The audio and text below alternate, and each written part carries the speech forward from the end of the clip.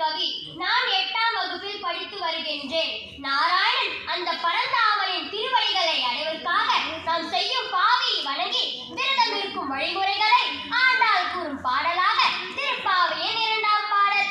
வையத்து வாழ்வீர்கள் நாமும் நம் பாவைக்கு செய்யும் கிரிசைகள் கேளிரோ, பார்க்கடலுள் பயிற்சித் துயின்ற பரமனடி பாடி நெய்யுண்ணோம் பாலுண்ணோம் நாட்காலே நீராடி மயிட்டெழுதோ மலரிட்டு நாம் முடியோம், செய்யாதன செய்யோம் தீக்குறளை சென்று ஓதோம், ஐயமும் பிச்சையும் ஆந்தனையும் கை காட்டி உய்யுமாறு எண்ணி உகந்தேலோ எம்பாவாய்.